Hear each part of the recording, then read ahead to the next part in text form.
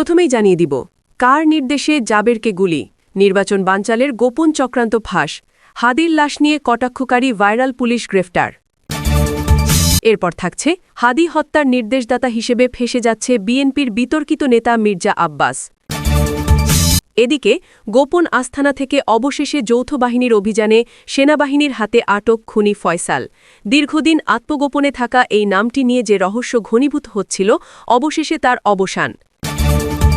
এবং সবশেষে দেখবেন সেনাপ্রধানের নীরব কিন্তু গভীর প্রস্তুতি, নির্বাচন নিয়ে নেওয়া এমন এক সিদ্ধান্ত যার অভিঘাতে কেঁপে উঠেছে পুরো রাজনৈতিক অঙ্গন। চরম হতাশায় বিএনপি, ক্ষমতার সমীকরণে হঠাৎ সামনে জামাত। এতক্ষণ শুনছিলেন সংবাদ শিরোনাম, এখন থাকছে বিস্তারিত। আয় হাদির লাশ নিয়ে যা, ঠিক এই একটা বাক্য, মাত্র 5টা শব্দ, কিন্তু এই শব্দগুলোর ওজন কতটুকু জানেন? এই শব্দগুলো কি কেবল একজন পুলিশ কনস্টেবলের মুখের কথা, নাকি এর পেছনে লুকিয়ে আছে আরও গভীর, আরও ভয়ঙ্কর কোনো ষড়যন্ত্র? 24-এর গণ অভ্যুত্থানের রক্ত এখনও শুকায়নি, অথচ রাজপথে আবারও সেই চেনা দৃশ্য, আবারও টিয়ারশেল, আবারও গুলি, আবারও রক্ত। তবে কি সব বৃথা গেল? শেখ হাসিনা পালিয়েছেন ঠিকই, কিন্তু তার রেখে যাওয়া কিলার মেশিনটা কি এখনও বহাল তবিয়তে আমাদের বুকের উপর বন্দুক তাক করে আছে? ঢাকার ইন্টারকন্টিনেন্টাল মোড় স্থানটি খুবই গুরুত্বপূর্ণ, কারণ এর ঠিক পাশেই যমুনা, যেখানে থাকেন প্রধান উপদেষ্টা ড. মোহাম্মদ ইউনুস।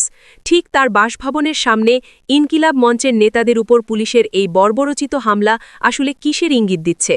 পুলিশ কি নিজের ইচ্ছায় গুলি চালিয়েছে, নাকি এর পেছনে কলকাঠি নাড়ছে প্রশাসনের ভেতরে ঘাপটি মেরে থাকা কোনো দোসর? সম্প্রতি সামাজিক যোগাযোগ মাধ্যমে একজন পুলিশ কর্মকর্তার একটি ভিডিও ক্লিপ প্রচণ্ডভাবে ভাইরাল হয়েছে, যা নিয়ে নেট দুনিয়ায় বইছে সমালোচনার ঝড়। ভিডিওটিতে দেখা যায় ওই কর্মকর্তা অত্যন্ত অপেশাদার এবং সংবেদনশীলতাহীনভাবে একজনকে উদ্দেশ্য করে বলছেন, আয় আয় হাদির লাশ নিয়ে যা। এই মন্তব্যটি সাধারণ মানুষের মধ্যে চরম ক্ষোভ এবং প্রতিক্রিয়ার সৃষ্টি করেছে। ভিডিওটি ভাইরাল হওয়ার পর থেকেই ফেসবুক এবং টিকটক সহ বিভিন্ন প্ল্যাটফর্মে সাধারণ মানুষ থেকে শুরু করে বিশিষ্ট ব্যক্তিবর্গ তীব্র নিন্দা জানাচ্ছেন। ভিডিওটি শেয়ার করে নেটিজেনরা পুলিশের মানবিকতা এবং নৈতিকতা নিয়ে প্রশ্ন তুলছেন। অনেকেই বলছেন, একজন আইন শৃঙ্খলা রক্ষাকারী বাহিনীর সদস্যের কাছ থেকে এ ধরনের আচরণ কোনোভাবেই কাম্য নয়। লাশ নিয়ে যা বলার ধরনটি ছিল চরম উপহাসমূলক, যা ভুক্তভোগী পরিবারের প্রতি বড় ধরনের অবমাননা হিসেবে দেখছেন অনেকে। একজন সরকারি কর্মকর্তার মুখ থেকে এমন অমানবিক কথা শোনার পর সাধারণ মানুষের নিরাপত্তা কোথায়?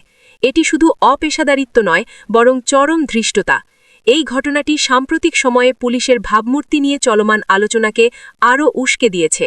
সাধারণ মানুষ এখন তাকিয়ে আছে প্রশাসনের পরবর্তী পদক্ষেপের দিকে, জনগণের সেবক নাকি শাসকের ভূমিকায়। ঢাকার রাজনৈতিক অঙ্গন, একটিমাত্র হত্যাকাণ্ড, আর তারপর থেকেই যেন একের পর এক বিস্ফোরণ। ওসমান হাদি হত্যার পর যেই নামটি ছায়ার মতো ঘুরে বেড়াচ্ছিল, সেই নামই ফয়সাল করিম মাসুদ। অবশেষে যখন তার গ্রেফতারের খবর ভেসে আসে, তখন প্রশ্ন একটাই, এতদিন পর কেন, আর এত নীরবে কিভাবে? কর্তৃপক্ষ জানিয়ে দেয়, থামুন, এটা কোনো মামুলি গ্রেফতার নয়, এটি ছিল সেনাবাহিনীর নেতৃত্বে চালানো একেবারে বইয়ের পাতার মতো নিখুঁত, উচ্চ ঝুঁকির, কৌশলে ভরপুর যৌথ অভিযান। আইন এখনও কাউকে চূড়ান্ত অপরাধী বলেনি ঠিকই, কিন্তু অভিযানের ধরনই বলে দিচ্ছে বিষয়টা মোটেও সাধারণ নয়। নিরাপত্তা সূত্র বলছে, হত্যাকাণ্ডের পরপরই ফয়সাল করিম মাসুদ যেন হাওয়ায় মিলিয়ে যান। এক জায়গায় থাকেননি, প্রতিনিয়ত বদলেছেন অবস্থান। মোবাইল ব্যবহার প্রায় নেই বললেই চলে। চলাফেরা ছদ্মবেশে, পরিচিতদের সঙ্গেও যোগাযোগ সচেতনভাবে এড়িয়ে চলা। ফলাফল, তাকে ধরতে একাধিক সংস্থাকে মাসের পর মাস ধরে নজরদারিতে থাকতে হয়েছে। গোয়েন্দা বিশ্লেষণে উঠে আসে এক চাঞ্চল্যকর ধারণা, ফয়সাল রাজধানীর বাইরে আধা শহর এলাকায় আত্মগোপনে, কিন্তু সেখানেই সরাসরি অভিযান মানেই ছিল রক্তপাতের ঝুঁকি। আর এখানেই আসে টার্নিং পয়েন্ট। সেনাবাহিনী সিদ্ধান্ত নেয়, গুলি নয়, গেম। প্রথমে ছড়ানো হয় বিভ্রান্তিমূলক নিরাপত্তা তৎপরতার আভাস। উদ্দেশ্য একটাই, ফাঁদে ফেলতে হবে, তাড়াতে নয়। একই সঙ্গে সাদা পোশাকে একটি দল সাধারণ মানুষের ভিড়ে মিশে যায়। দিন যায়, রাত যায়, নজরদারি চলতেই থাকে। শেষ পর্যন্ত নিশ্চিত হওয়া যায়, সন্দেহভাজন নিয়মিত যাতায়াত করছেন একটি নির্দিষ্ট স্থানে, যদিও প্রতিবারই চরম সতর্কতায়। তারপর আসে সেই দিন, ভোরের আলো ফোটার আগেই সেনাবাহিনীর বিশেষ ইউনিট নীরবে ঘিরে ফেলে পুরো এলাকা। কোনো সাইরেন নেই, কোনো ধাওয়া নেই, নেই অস্ত্রের ঝনঝনানি।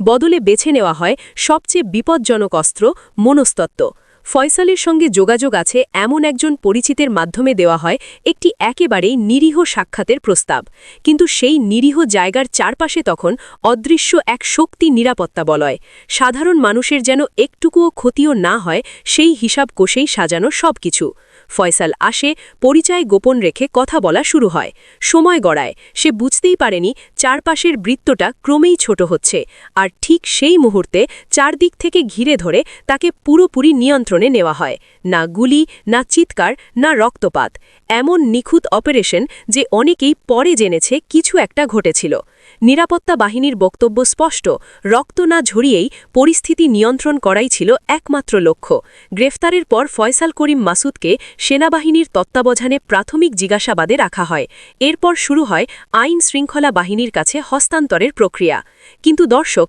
এখানেই কি গল্প শেষ না এখান থেকেই শুরু হয় আসল ঝড় হঠাৎ সামনে আসে আরেকটি সূত্র তাদের দাবি শুনলে চমকে উঠতে হয় তারা বলছেন ফয়সাল রাজধানীর বাইরে ছিলেনই না বরং ছিলেন রাষ্ট্রপতির তত্ত্বাবধানে এত গোপনীয়তা এত নাটক সব নাকি রাষ্ট্রপতিকে আড়াল করতেই আর রাজধানীর বাইরে গ্রেফতার একটি সাজানো গল্প এই দাবির পর মুহূর্তেই রাজনৈতিক অঙ্গনে নেমে আসে তীব্র কম্পন পরিস্থিতির গুরুত্ব বুঝে অন্তর্বর্তীকালীন সরকারের প্রধান উপদেষ্টা ড মোহাম্মদ ইউনুস সরাসরি প্রশ্ন ছুড়ে দেন রাষ্ট্রপতির দিকে তার কণ্ঠে ছিল ক্ষোভ ছিল বিস্ময় তিনি বলেন আমি সারা জীবন শান্তি আর ন্যায়ের কথা বলেছি কিন্তু আমার সরকার কি তবে খুনিদের আশ্রয়স্থল আপনার সরকারি বাসভবনে যদি খুনি ফয়সাল থেকে থাকে এটা কি নিছক কাকতাল ইউনুস আরও বলেন হাদিকে সরিয়ে দিতে ফয়সালকে মোটা অঙ্কের অর্থ দেয়া হয়েছে এমন ইঙ্গিত তথ্য প্রমাণেই মিলছে তার প্রশ্ন আরও ধারালো এই কি সেই বাংলাদেশ যার স্বপ্ন মানুষকে দেখানো হয়েছিল